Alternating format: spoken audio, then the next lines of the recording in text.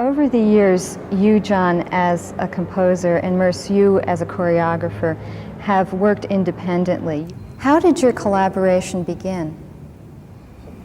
It was in the middle 40s, and John had come to New York. I was already there, and we decided to give a program together, and for which I would make the dances and John would write the music.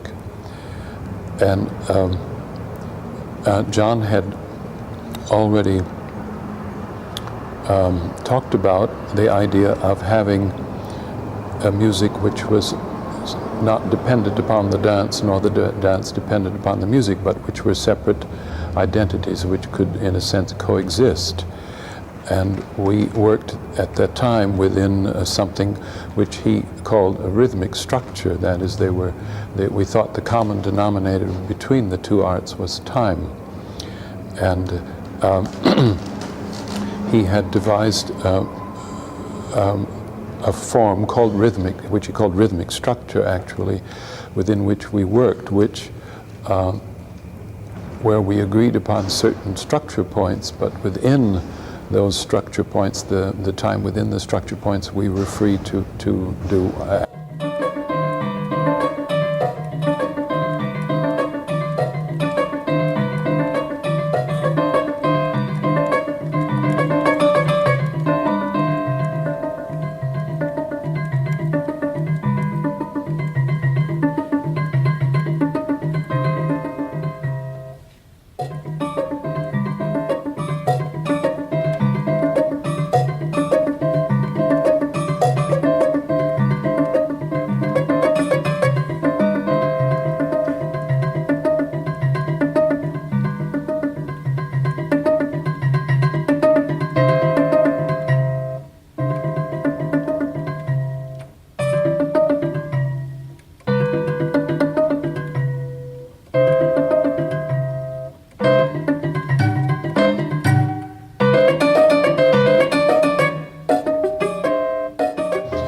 And that was more or less the first time that we began to work together, and then we've continued, and now the structure points in a way have disappeared, or it's a little bit like instead of going from Minneapolis to St. Paul, you go from Minneapolis to the moon, and there's a different thing about time.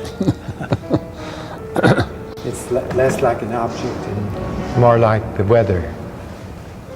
Because in an object you can tell where the boundaries are, but in the weather it's impossible to say when something begins or ends. We hope that the weather will continue, and we trust that our way of relating dance and music will also continue. It's not starting from an idea, not starting even from an expression of the same feeling, nor an exposition of the same idea, but rather simply being together in the same place and the same time.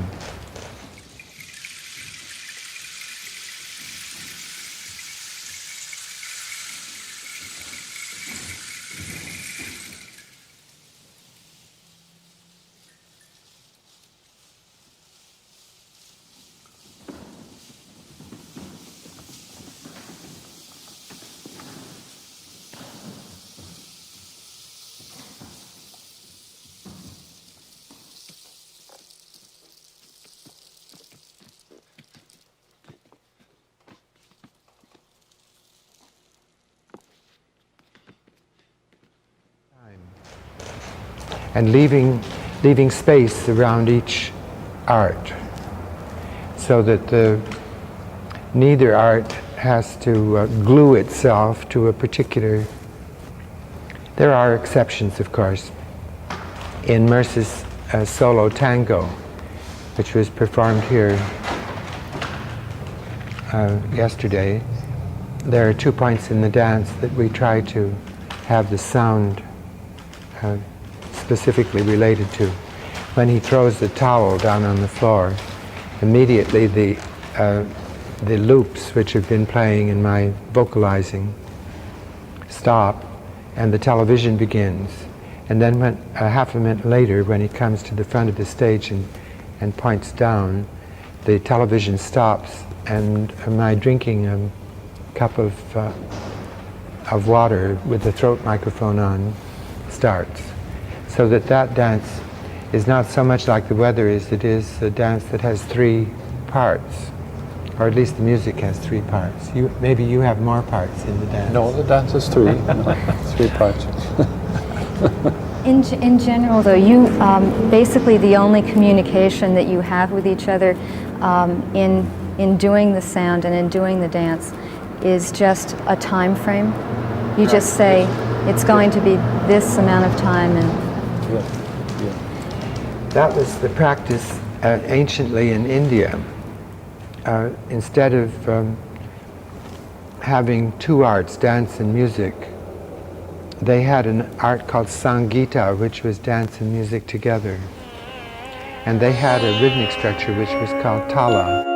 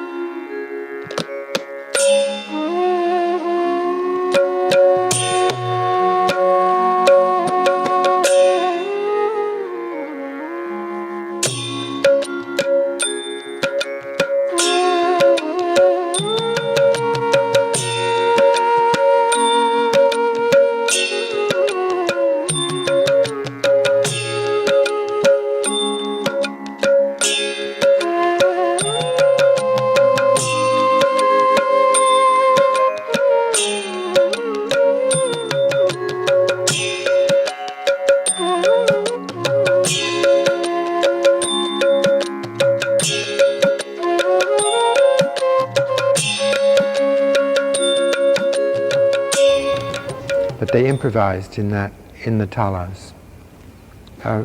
In the West, we've never had except perhaps in the Middle Ages, an idea about theory of rhythm, so that left it possible for us in this century to start thinking about time. And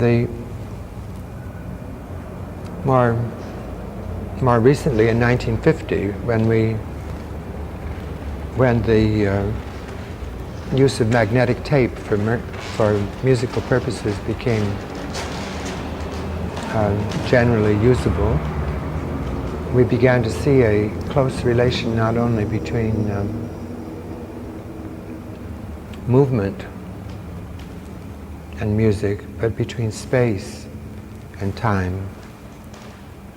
Who normally provides the initiation for a dance and music piece? Do you, Merce, say that, okay, this piece is going to be 10 minutes long, and then John goes off and composes something and you do your dance? We don't even state the time length at the beginning. No.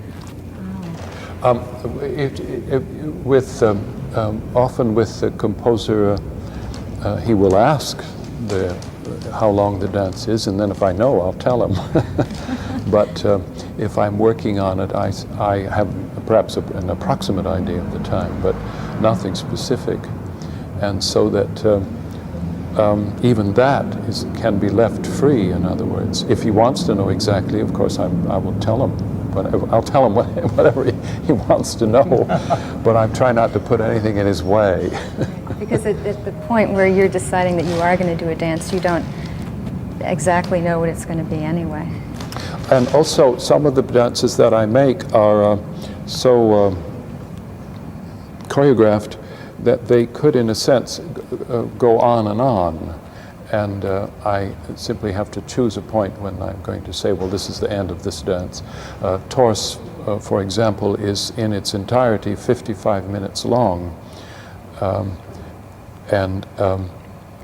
the dancers have only done it once in an event, and that was enough. I wouldn't ask them to do it again. That was very difficult. And we ordinarily do it in 3 parts. The first part on one performance, the second part, and so on, the third part, the third section. There was a misprint once in a criticism. I was at a program, and the writer said that the Taurus was 55 minuets.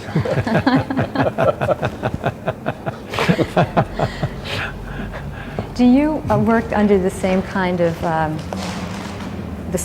system in that you're pretty much composing, but you're not really composing to a length, and then when the time comes where it has to be a certain length, when the curtain comes down, we stop the music.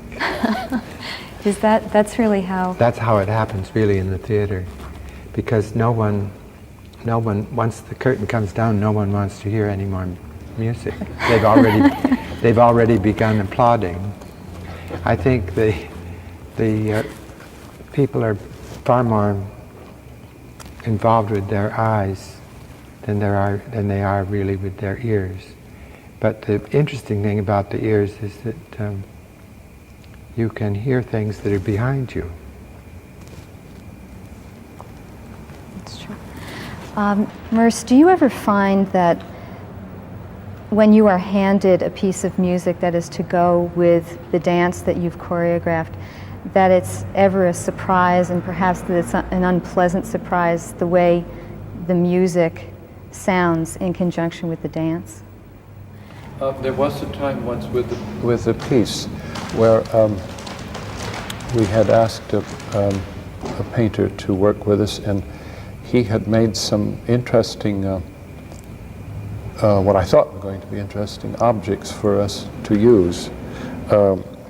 In a sense, they were sketches. They weren't really sketches, but they were kind of ideas he showed me, and some were things sort of made up, half made up, and so on. I liked them very much. And we were going ahead with this, but when it came to the actual performance, he had changed his mind and made things which were much bigger, much more cumbersome, and almost impossible to get on and off the stage, not just because of their size, but because that the actual stage space was such that there weren't any, the wings were difficult to get them in and out of, and that was a real problem. It was like a physical problem, which we simply couldn't surmount, and we eventually had to. Was that David Hare? No, it was Neil Jenny. It was a piece called Objects, and we did it not very often because it simply wasn't feasible to do. If we put the objects on the stages that we were playing at the time, then the dancers couldn't have gotten on the stage. There wouldn't have been enough room. And then we couldn't get the objects off because there wasn't enough room in the wings. Did that dance just disappear then? Of course, we simply couldn't deal with it. You just didn't perform the dance at all? Well, we did. Yes, we did it once or twice probably, but it simply wasn't possible physically possible to deal with it. So we had to, so to speak, abandon it. Does it ever surprise you how the dance and the music work together? Or? Yes, I think probably since I don't, now with our pieces, I don't hear the music before the public does at the first performance, nor do the dancers, as far as that's concerned. So that there is a certain element of surprise that comes into this. And I'm also, mostly I hear it in the wings. If I'm not in the dance myself, I'm watching from the wings. And if it is, because it is a new piece, I'm usually so concentrated on the dancing to see that the dancers get along all right, because they themselves are nervous about the fact that it's a dance they haven't performed. So that I don't hear a lot of the music the first time. The dancers, I think, hear more than I do. If I'm in the piece, I'm likely to hear more, but in the wings, I'm so busy looking, and it's harder to hear backstage anyway, I think in general. But, oh yes, I've been surprised, and I've also been delighted. So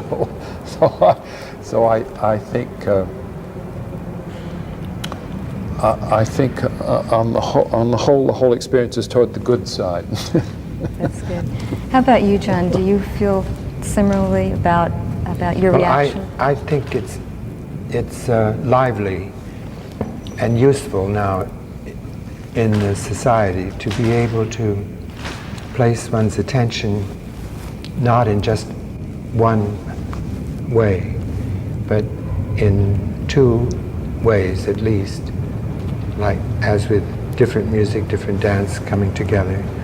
And then if we can go further than that and place our attention in three different directions, I think that would be even more interesting. And if we accomplish three, we could go on to 4, to 5, and so forth, so that we move toward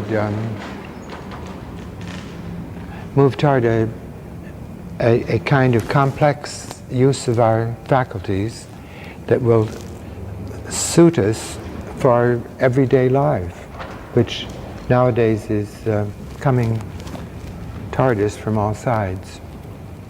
Have audiences been at all affected by this?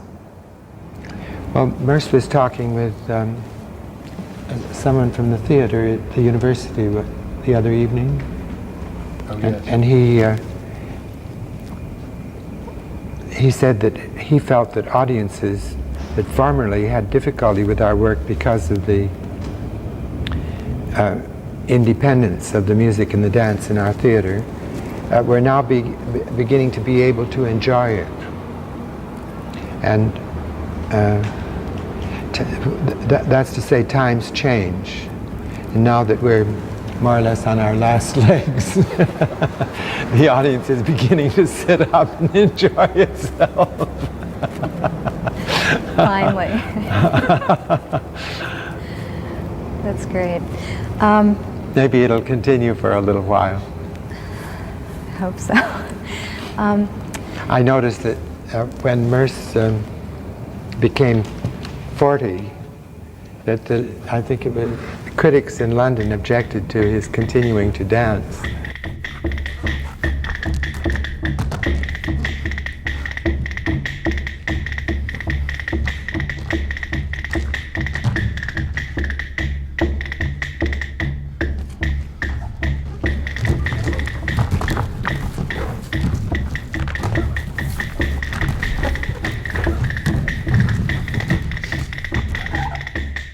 Because they thought the dancers should be younger.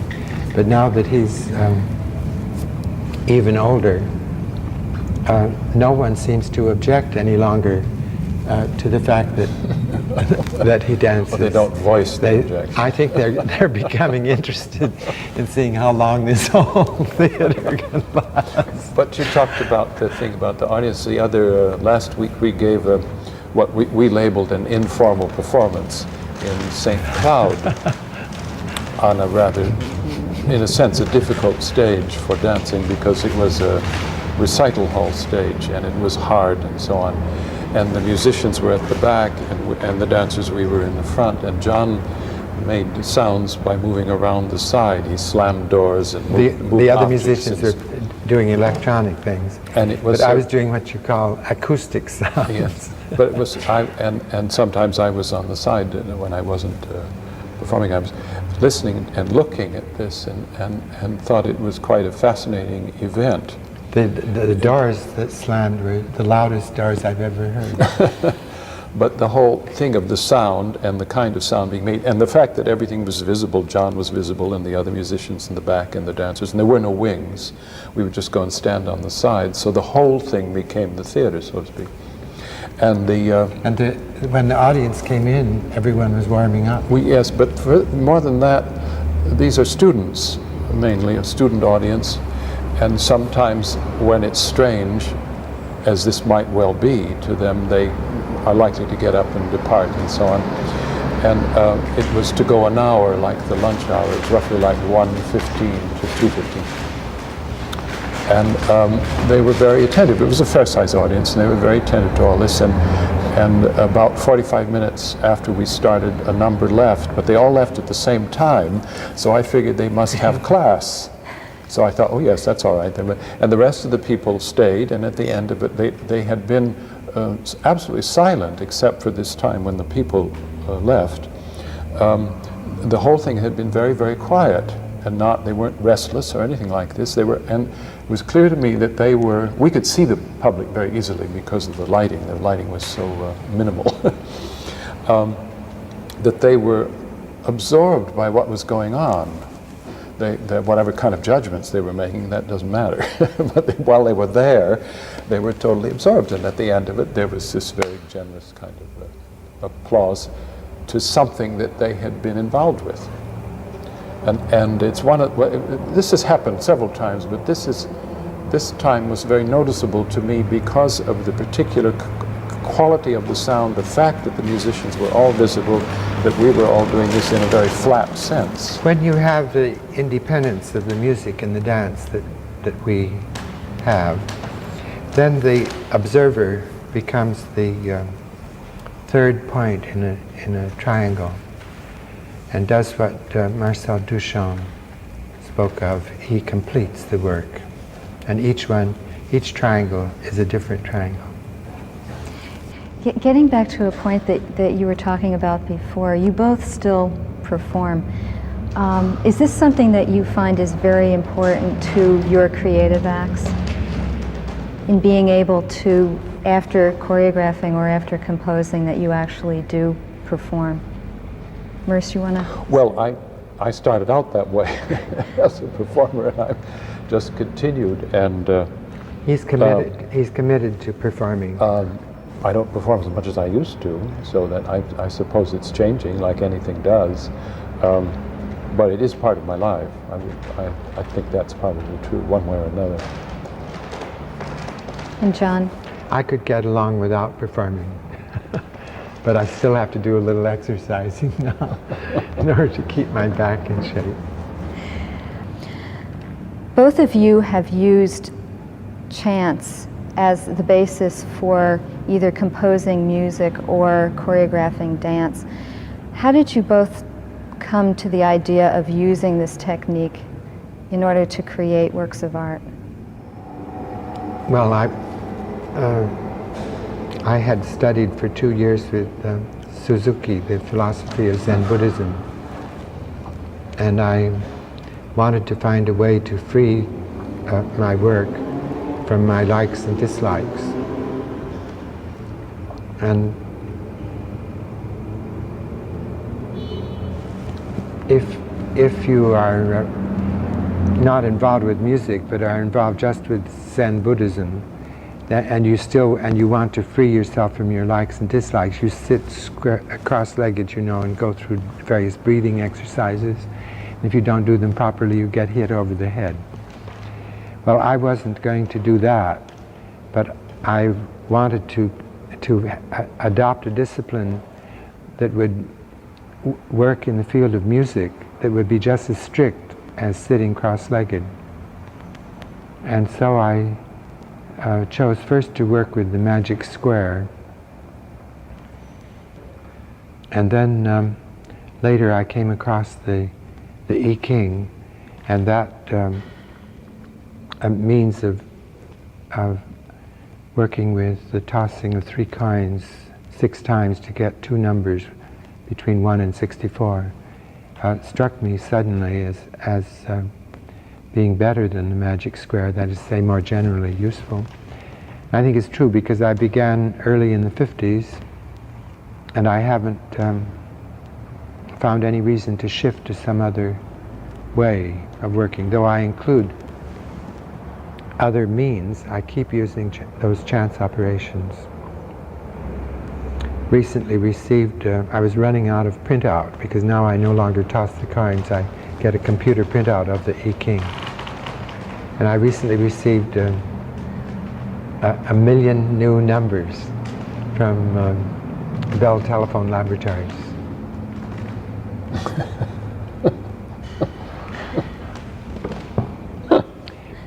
Some people think I'm the slave of these chance operations, but I'm grateful to them, and think of them as a utility, or something like fresh air or clear water.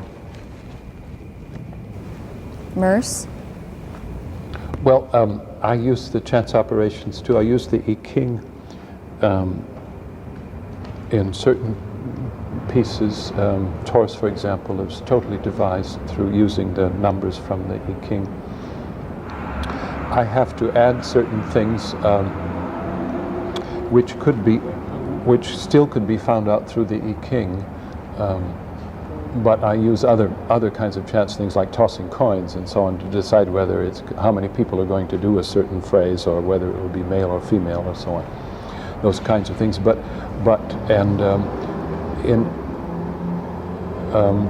the use of chance is slightly different from piece to piece depending on say how many people are in the piece, the kind of piece it might be, how much time I have to do a piece. For example, I'm making one now, working on one with 7 of the dancers, and I have a very short time to work at it, so that in using the chance operations I have to use a rather broad use of it, rather than as detailed as I might do ordinarily, because I don't have that much time before we are to present the piece. But I've found in almost every piece I've done for years now that if I really use the chance operation and follow it through, that it always brings out something that I don't think I would have thought of otherwise by myself, and opens out some new kind of facet or new kind of possibility. I sometimes can't utilize it completely. That's simply because I don't have time enough with the dancers to bring it about perhaps as completely as I would like to. But I try always to start from some general chance operation and then detail it as much as I have time for.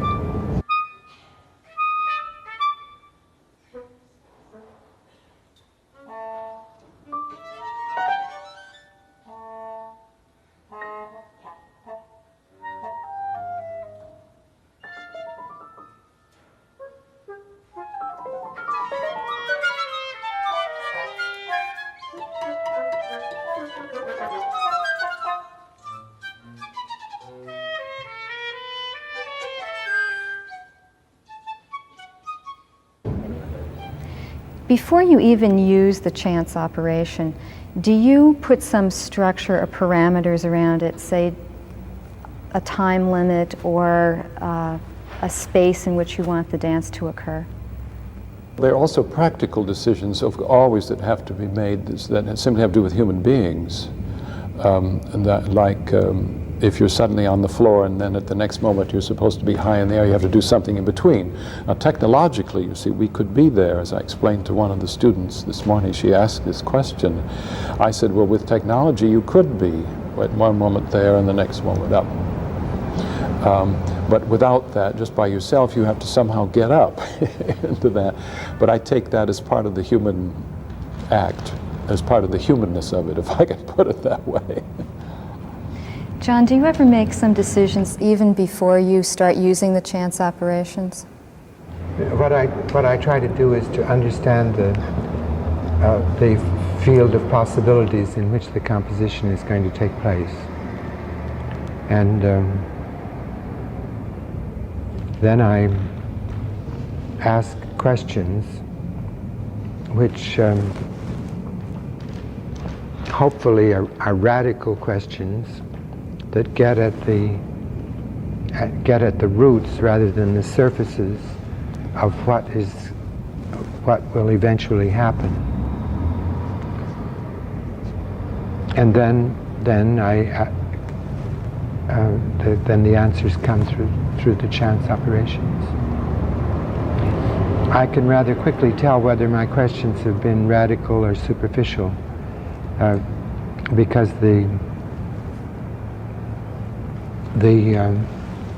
what happens then will be either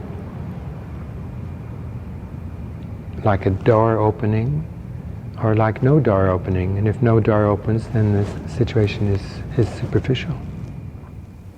Both of you use a lot of analogies with nature. Do you see a strong relationship between nature and the way you work together? Oh yes. I always liked that, those 2 paragraphs in the Lankavatara Sutra when the Buddha was asked how enlightenment came. And in the first paragraph he said, well, it comes gradually.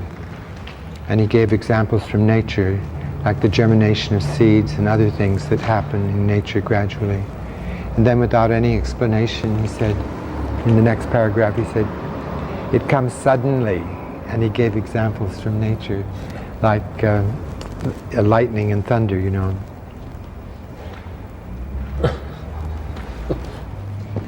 John, you've been working with the Merce Cunningham Dance Company for quite a number of years. What have you felt are the benefits of working with a dance company rather than just composing on your own? What have been the benefits? When I first wrote music and offered it to musicians, they didn't want it and had no use for it. And they said that wasn't the way to write music.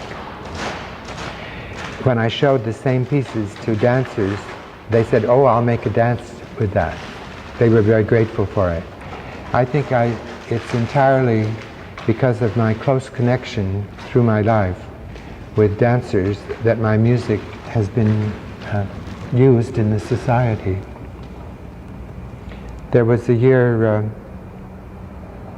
when I had the commission from the Boston Symphony to write one of the bicentennial pieces that I couldn't continue with the Cunningham Dance Company, and so I left the company for a year or so when they went to Greece and to Israel, some other places, to the south of France. And then I realized that it was such a large part of my life that something that was really missing when I wasn't there. So I've returned to the company. However, I noticed that I'm thinking of leaving again. It's because next year I'll be 70 years old, and there are so many arrangements, particularly in Europe and even in Japan, being made that I have to go to, that I doubt whether I'll be able to tour with the company and fulfill those other commitments at the same time. As it is now, I bring my work with me, and I get a good deal done, because it's not really my life to perform. My life is much more involved in discovering, if I can, something new that I haven't yet performed. Has your work with the Merce Cunningham Dance Company revealed anything to you about your composing? Yes, I'm working with Paul Zukowski now, the violinist, and I'm finishing, hopefully within at least 1 or 2 years more, the Freeman Etudes. And playing the violin is a complicated physical action that resembles dancing. And I've had to make what Merce was talking about just a few minutes ago. I've had to make certain compromises between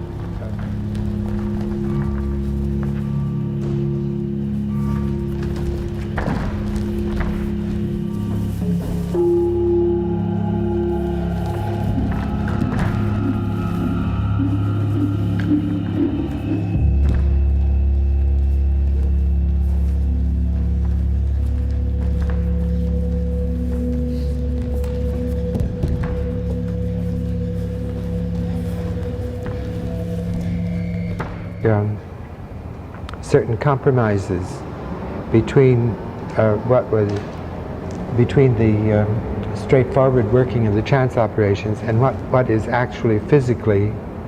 How do you get from one thing to another on the violin or on your feet?